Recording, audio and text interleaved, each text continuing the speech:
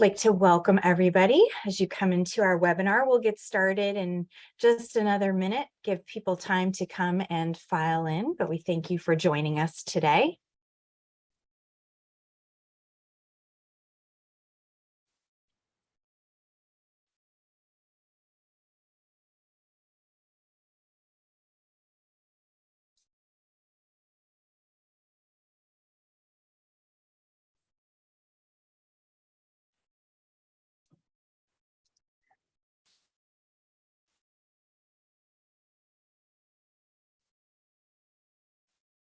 Just another few seconds as people join.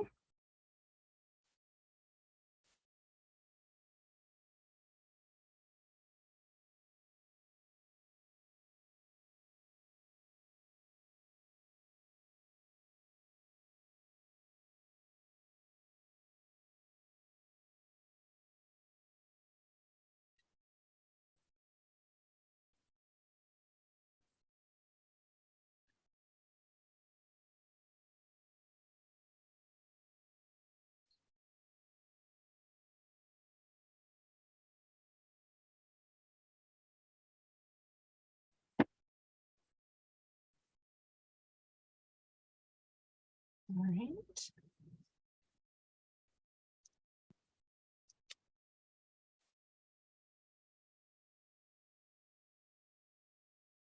All right, so why don't we get started? Welcome everybody. Good morning, good afternoon, depending on where you are, to the CareAcademy Class Spotlight webinar. We will review 3 classes that are currently in our platform today: Introduction to Palliative and Hospice Care, Understanding Cultural Competency, and Managing Relocation Stress in Facility-Based Care Settings. Before we get started, just a few reminders. The webinar is being recorded. If you've missed some of it or came in late, that's no problem, because we will be sharing the recording and the slide deck with everybody in the next day or so after the event. And we welcome questions after the presentation is concluded, and you can either put them in the chat or in the Q&A portion of the Zoom webinar. So just a quick review as to what we'll go over today. Just a little bit about CareAcademy, then we'll focus on the class spotlights. Andrew will give a demonstration, and then we will dive right into the question and answer portion. Before we get started, I'd like to introduce Andrew Mantuano, Senior Manager of Learning Design and Development here at CareAcademy. His role is centered around leading the team of content experts in creating engaging, accessible, and impactful learning experiences and making the magic happen. Also, he is a pretty amazing musician. So with that, I'm going to turn it over to Andrew, and you can have it. The floor is yours. Awesome. Thank you, Meredith, for that overly guidance introduction. Let's see. Just getting the screen ready. Okay. Oh, actually, I'm going to reshare with the audio because I'm going to be showing some video clips a bit later. Actually, Meredith, it looks like I cannot share sounds. Just an FYI. Oh, all right. I'll start off with the first few slides, and we can get that figured out. Okay. But anyway, hello everybody. My name's Andrew, and thanks so much for joining us today. I'm just going to start out by sharing a bit about CareAcademy, just so we're all on the same page. So CareAcademy is a talent workforce management platform for in-home care. We're proud to be loved by over 1,500 home care and home health agencies across the US and Canada, and really everything we do at CareAcademy is aimed at supporting our customers' efforts around recruitments, onboarding, retention, and of course, compliance. So on the screen here, you can see a few of the highlights of what our product provides at a high level, and I'll touch on a few of them. So we provide at-a-glance agency insights and smart compliance automation. So this gives our admins peace of mind that their direct care staff are receiving the right training at the right time. And also, we're really proud to have integration partnerships with some of the leading home care agency back office software, such as WellSky, formerly ClearCare, AlayaCare, as well as others. And in terms of training, we have a mobile-first learner experience. So our team of expert instructional designers intentionally create our training to be taken on any smartphone. So this means that learners can complete their training anytime, anywhere, at their own convenience. Next, I'll share a quick overview of our content library, which is always expanding. So we have a really rich library of over 250 classes and training resources. Our video libraries consist of over 125 micro-learning videos. So these videos are really targeted 3 to 5 minute long videos that are aimed at teaching caregivers a very specific skill just in time or right when they need it. We also offer a home health aide certification program that meets the federal requirements for home health aide training. We have accredited continuing education courses for licensed clinicians and home care and home health administrators. And we also have programs that provide caregivers with career ladders that allow them to specialize their training based on the clients and the patients that they work with. All right, so let's talk about training. I'd like to do a quick interactive activity and pose a question to the audience, to you. So in your opinion, what makes training engaging? What makes it memorable? Dare I say sticky? So go ahead and type your opinion, your response in the chats, and we'll talk about it.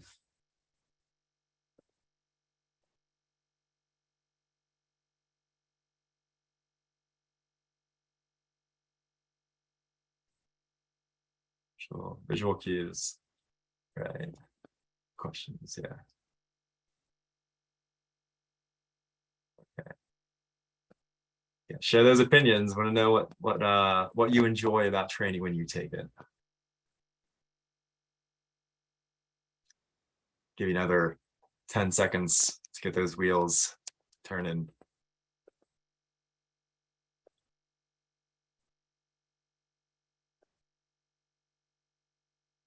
Okay, well, if you have any opinions or ideas, feel free to continue to type them in the chat. But so for the learning design team at CareAcademy, it's storytelling. So storytelling makes training engaging. So stories transfix us. The chemicals in our bodies change when we hear a good story. So just think about the last good show that you binged. So the writers of that show used characters and narrative to engage you and to keep you hooked for another episode. And at CareAcademy, we use characters and narrative, but we use them to engage the learners and to contextualize the caregiving skills and competencies that we're teaching. So the 3 classes I'm going to show you today, I'll highlight some examples of how we leverage storytelling in various capacities. If you're not familiar yet with our class structure, they're designed in a modular format. So they're chunked in a way that helps reduce cognitive load, so information overload. The material is divided into lessons, and each lesson has 1 or more knowledge checks. So these knowledge checks are no stakes ways for learners to assess their understanding of the content as they're completing it. The responses aren't recorded, they'll just get feedback that will help them continue and progress through the lesson. And once they've completed all the lessons in the class, they'll complete a multiple choice final test. And upon completion of the final test, they will receive a certificate of completion. Our lessons are primarily video-based, but we typically include text-based sections or interactive activities that help to reinforce what the learners watch in our videos. This helps with knowledge retention and increased engagements. I also wanted to mention that we aim to use a 6th to 8th grade reading level in all of our training materials, just to make our content as accessible as possible for our learners. Okay, so the first class I want to highlight is Introduction to Palliative and Hospice Care. So just some details about the formats. It's 30 minutes long, and it consists of a lesson and a final test. And it's aimed at giving caregivers an understanding of the kind of definition of palliative and hospice care, what the similarities and differences are between these two, and also an understanding of what their role might look like when they're providing care for a client who's receiving palliative or hospice care, but also how to best support the client's family. So going along the theme of storytelling. So this class follows Rena, the client, and her family, as Rena begins receiving palliative care and then transitions to hospice care, and also features the caregiver Jessica as she's supporting and caring for Rena during this time. So I'm going to show you a video from the class. It's the fourth and final video, and just to provide some more context, it's showing Jessica reflecting on the experience of caring for Rena. And let's see.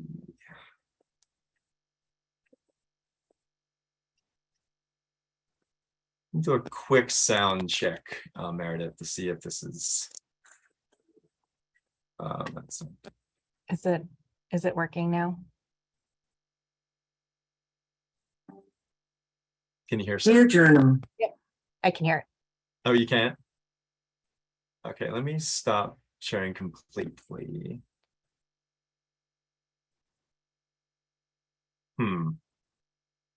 Okay, I still don't have the option to share sound on my end.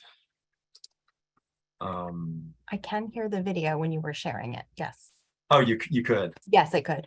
Oh, okay. It's a Dear Journal it started with. Gotcha. Yeah, Yep. awesome. Sorry for the technical difficulties. Okay. Take two.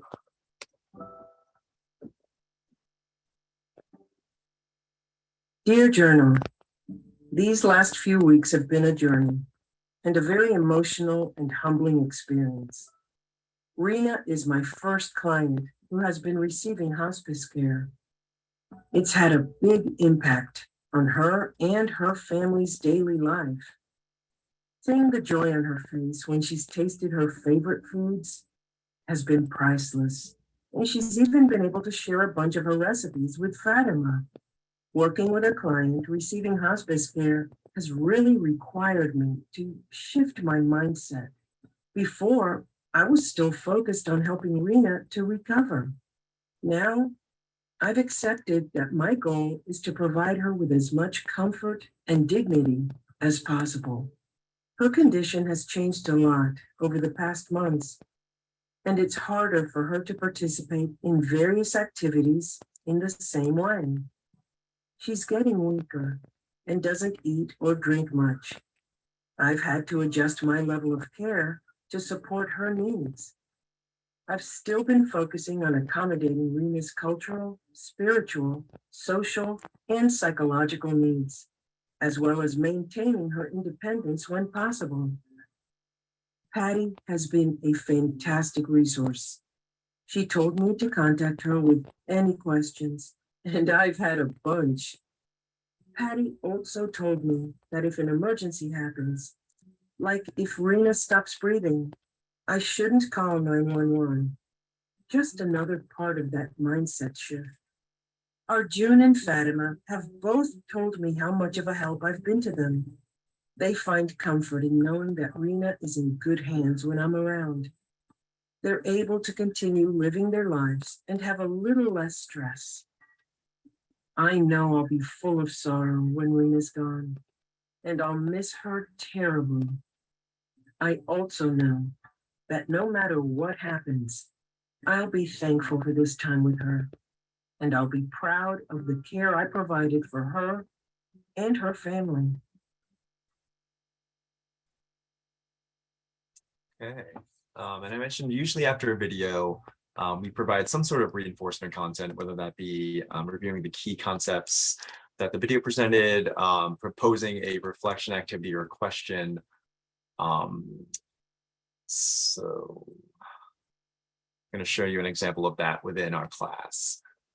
And so after completing that video, the learners would view this review section, Hospice Care, a direct care worker's role, where they would see the character Jessica kind of reflecting on the need to adjust her mindsets, the need to focus on providing the client with comfort and dignity, just to get the learner to continue thinking about what they're learning. Okay. All right. Next up, I'd like to highlight a class called Understanding Cultural Competency. So this class is 40 minutes long and consists of 30 lessons with the final test. It provides learners with an understanding of cultural competency and the importance of its role in the context of healthcare. So after completing this class, learners will be able to identify examples of discriminatory language and behavior, indirect discrimination, implicit bias, and microaggressions. And this class would be really wonderful for an agency who's interested in offering cultural competency training and/or diversity, equity, inclusion, and belonging training. And we have a few other course offerings around this domain. So the video that I'd like to show you is called Common Assumptions and Myths About Marginalized People. And it features smaller vignettes of people, of characters, and highlights their experience as members of marginalized groups. Bring that up right now. Okay.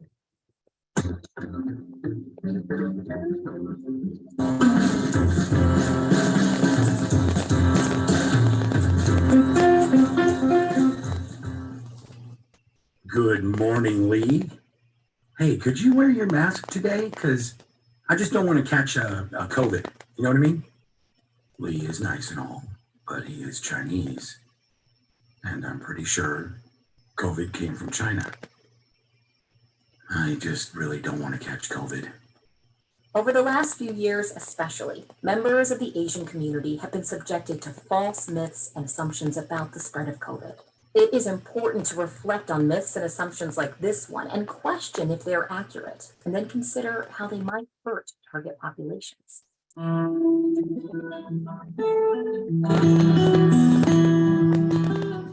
How's your stomach today? It looks like it's bothering you. Are you sure you don't want to go to the doctor? I'm worried it could be your appendix. I'm fine. The doctor won't believe me anyway, especially about pain. Don't worry about it. They always think I'm faking for painkillers. I don't know. She really looks like she's in pain. She keeps holding her side. I can't get her to agree to go to the doctor. She won't even go for a routine checkup. In the past, Antonia's doctors have been influenced by false myths that Black people have a higher pain tolerance than white people, and they are often just trying to get painkillers. These assumptions have piled up over time and have influenced Antonia. She does not trust her doctors and avoids going even when in pain. Education focused on diverse populations is important, especially in healthcare. Ensuring diversity in healthcare workers of all levels can improve communication and access to care. I tried out a new recipe today, full of veggies. Thank you. This looks very nice. And I know you went to a lot of trouble, but I can't eat onions or carrots. In my religion, we don't eat root vegetables. Caregivers and other health professionals should ask questions to learn about a client and how religion and spirituality may impact dietary considerations. It's important to seek out information to learn about practices that you may be unfamiliar with, whether from learning different cultures or from different types of diets. Most importantly, provide clients with a safe place and do not attempt to convert them from one religion, belief, or opinion to another. And I urge you to take a look at these dietary recommendations. They will help to manage your cholesterol. You really need to avoid flour tortillas, chorizo, refried beans, the like. Now, let's take a look at that foot.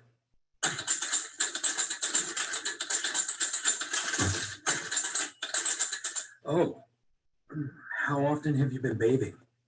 Caregivers should pay attention to their verbal and nonverbal communication. Clients should never feel embarrassed or ashamed. Asking questions in a judgmental way can impact trust and then build a barrier because the client does not feel comfortable seeking out healthcare. This can make clients feel like they are not accepted, being judged, and that they don't belong. Okay, and again, directly after viewing this video, the learner will complete a section that continues to situate the learnings from the video into the healthcare context for caregivers. And similar to the previous class, here we use a series of animated GIFs to remind the learner of, oh, hey, that's right, decreased trust is an impact of assumptions and myths in healthcare, decreased access. And you'll see that these characters will appear throughout the class so that it has a kind of a feeling of continuity or a common thread that weaves through it in terms of stories and characters. Okay, and lastly, I'd like to share some content from our class, Managing Relocation Stress in Facility-Based Care Settings. Relocation stress is also commonly known as transfer trauma. So as the title implies, this class is more targeted towards caregivers working in facility-based care settings, but it's really relevant to any caregiver working with a client who has experienced a move lately. And especially if that move had kind of parallel stressors, such as the loss of a spouse, or they were moved without having any say in the matter. So this class is 30 minutes, has one lesson in the final test. And after completing it, the learner will have an understanding of relocation stress, the risk factors, and the common symptoms, but also be equipped with strategies for how to help their clients manage those symptoms of relocation stress. And I'd like to show, actually, first, again, with the theme of storytelling, this class features a cast of characters. The first here is Lucia, who is the direct care worker.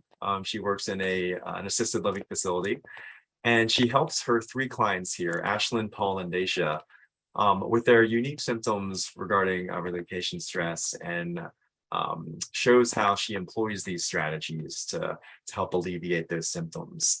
And the first video that I'm going to show is it's the introduction video. So this is the first video that learners will see that helps set the tone for really the severity of relocation stress and how it can affect their clients. And we go.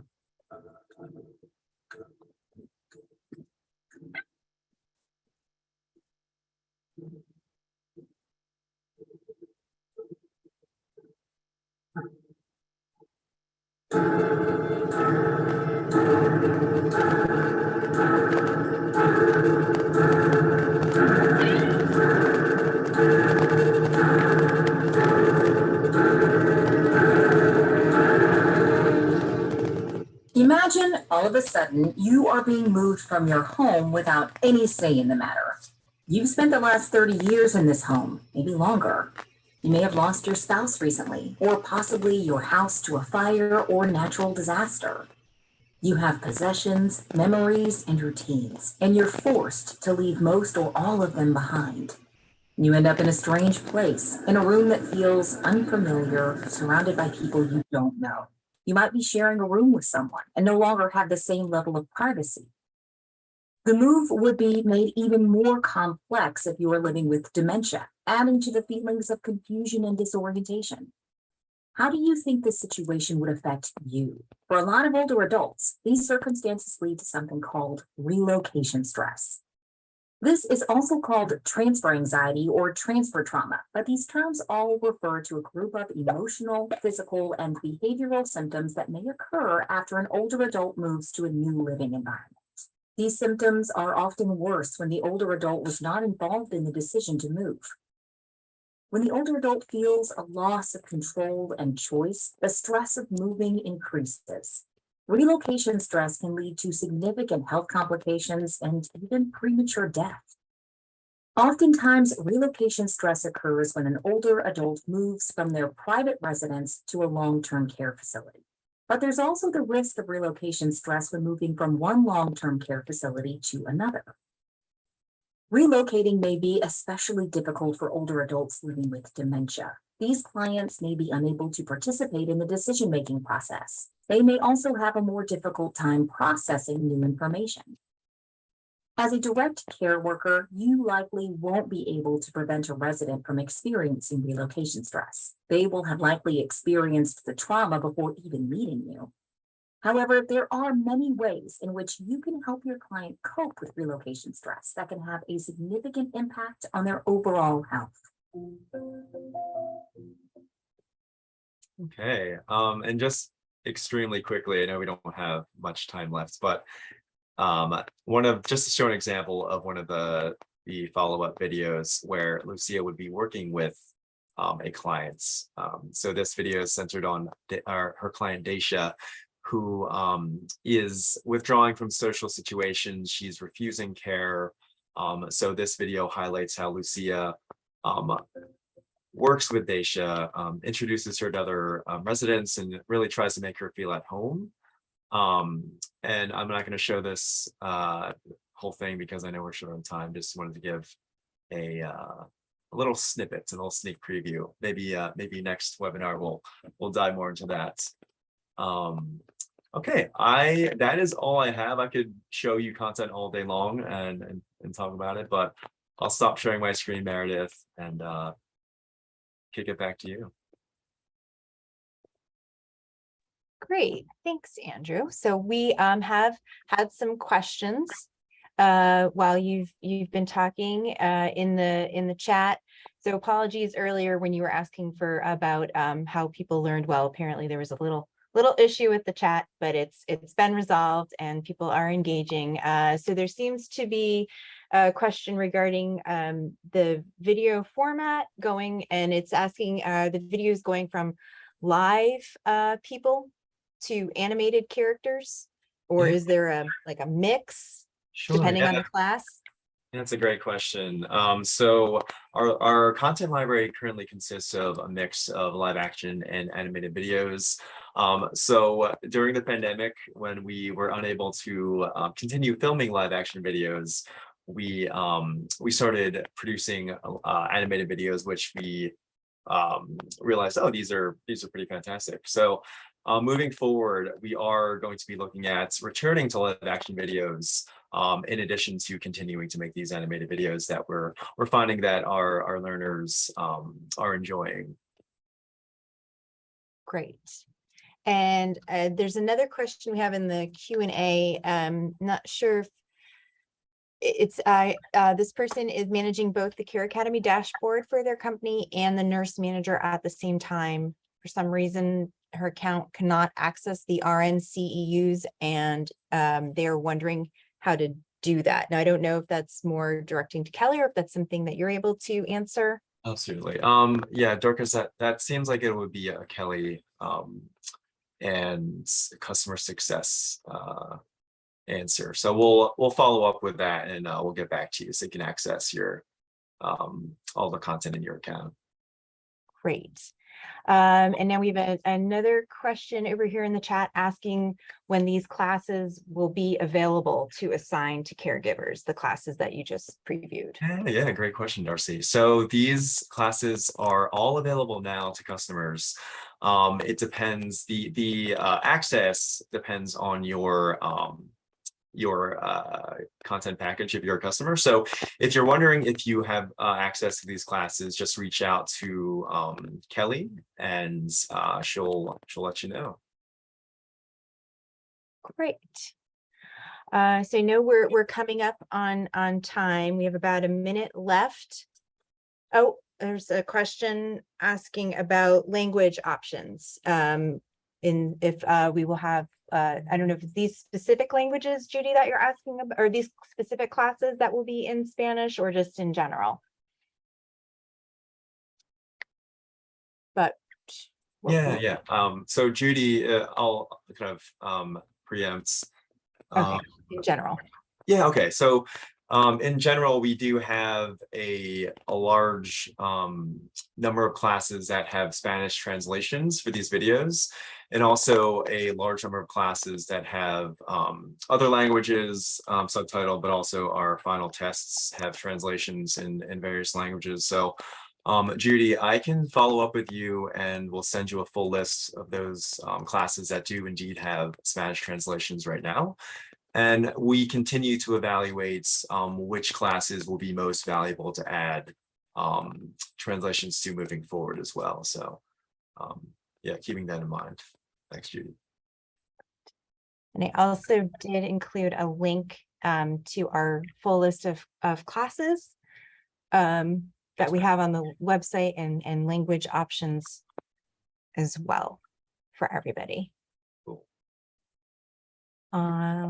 So would say it looks like we are at time, but just as a reminder to everybody, thank you so much for joining us today. And again, if you're a CareAcademy customer and you have questions that are specific to your account, you can reach out to Kelly Santos here at CareAcademy. And if you're not and you'd like to schedule a demo, you can do that at careacademy.com/demo, or you can send us an email at teamcareacademy@careacademy.com. We will, of course, be sending out this information afterwards to include this contact info and a recording of the webinar and a link to the slides. So thank you everybody for joining us today, and hope everyone has a great rest of your day. Thanks, Meredith. Thanks all for joining. All right, thank you. Bye.